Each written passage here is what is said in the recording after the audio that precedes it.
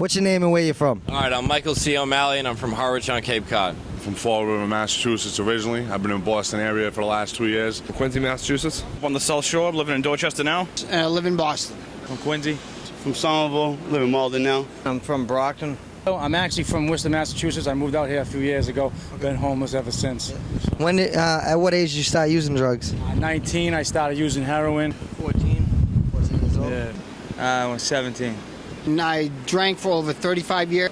I first started using drugs, drinking, smoking weed, probably 12, 13 years old. 14.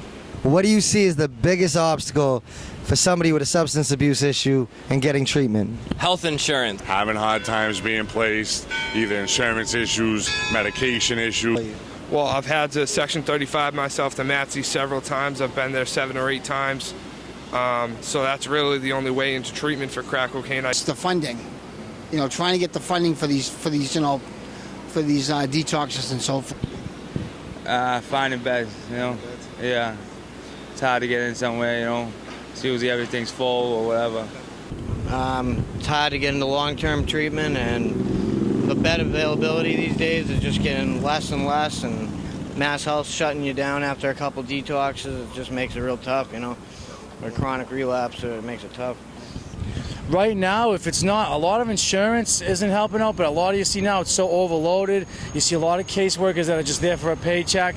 They don't care whether you're hitting the streets in 7 days or not. You know what I mean? It's pretty sad right now. You know what I mean? Because you got a lot of deaths. If you had some words of strength and hope out there for somebody who's still sick and suffering, what would they be? Nobody's pushing it on you. You don't have to run, but this life only leads to 2 places, man, and that's death or jail. Unless you're ready to do a serious bid or you're ready to die, leave your kids behind, just reach out, man. See somebody in the street and reach out. It's not hard.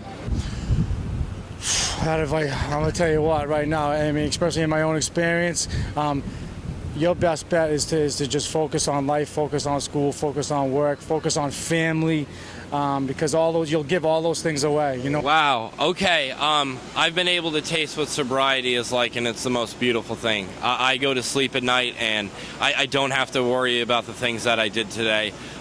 There's always people. I extend now that I'm at a more stable point in my personal recovery. If you're out there listening to this right now, my hand's always going to be there. I would say, find a fellowship, stick to it, get a sponsor, work the steps, and keep it moving, never give up. Don't pick up no matter what. Definitely. It gets better.